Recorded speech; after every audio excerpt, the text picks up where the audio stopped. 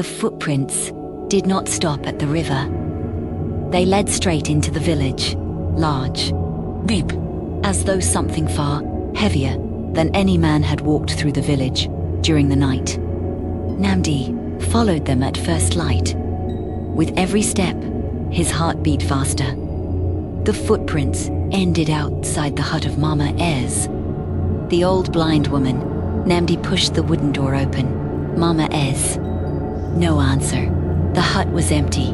Her walking stick lay on the floor. The cooking fire had gone cold. Only one thing was out of place. The floor was wet. Not with rain, but with river water. Nnamdi knelt and touched it. It was warm, just like the river had been that night. Outside, villagers began to gather. She's gone. The old woman has disappeared. Obiora's son stepped forward.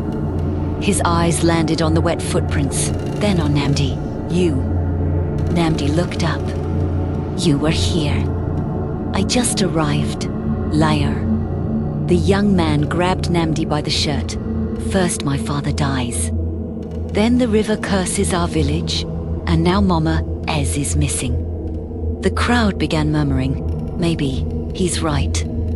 It always happens around that boy. Nnamdi pulled himself free. I didn't take her. Then who did? Nnamdi opened his mouth, but no words came. Because he didn't know. And that frightened him more than anyone else. By noon, the chief summoned the entire village. The elders sat beneath the great Iroko tree. Everyone was there. We cannot ignore this any longer. He turned toward Nnamdi. You have one chance. Tell us everything. Nnamdi lowered his head. Then, for the first time in his life, he told the truth. I hear voices. The crowd gasped. They come from the river. They call my name. I saw someone. The chief frowned. A woman. She said the river didn't save me. He hesitated. It stole me. Silence. No one moved. Then one elder suddenly stood. His name was Elder Dyke, older than the chief. Older than almost everyone alive. His hands trembled. I knew this day would come. The chief turned to him. What do you know? The old man closed his eyes. When I was a boy, I saw the sacrifice. The entire village fell silent. Even the wind seemed to disappear. Elder Dyke continued. The famine lasted almost 2 years. Children died every week. The elders begged the river for mercy, and the river answered. He swallowed hard. It demanded a life. A woman in the crowd whispered. No. The elder nodded. A newborn. The chief stared at him in disbelief. You were there. I carried the child. Nnamdi's chest tightened. The baby's mother begged them to stop. They held her back. They placed the child into a wooden basket and pushed him into the river. Several villagers began to cry. But the basket never sank. It simply floated away. We searched for days. We never found the child.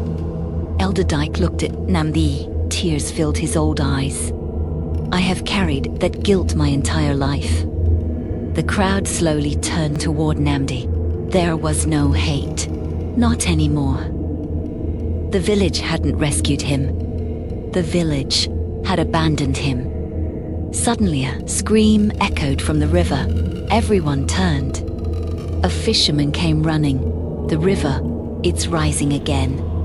The villagers rushed toward the riverbank. The water was bubbling violently, as though it were boiling. Then, something surfaced. It was Mama Ez. She floated gently toward the shore, alive, unconscious. The villagers pulled her from the water. She coughed violently, opened her eyes, and immediately looked for Nnamdi. You, she whispered weakly, you must leave. Nnamdi knelt beside her. What happened? The old woman's hands shook. They showed me. Showed you what? She grabbed his wrist tightly. So many of them. Who? The river spirits.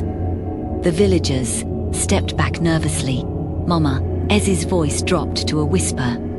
They're coming. Dark clouds gathered overhead. Though it was the middle of the afternoon, thunder rolled across the sky. The river began overflowing once more. Then everyone heard it. Not one voice. Hundreds whispering together, calling only one name. The villagers covered their ears. Children screamed. The whispers grew louder, until the river split apart, and from its depths, a towering figure slowly emerged. Its body seemed to be made entirely of flowing water. Its eyes burned with an ancient blue light. Its voice shook the earth. The time of hiding is over.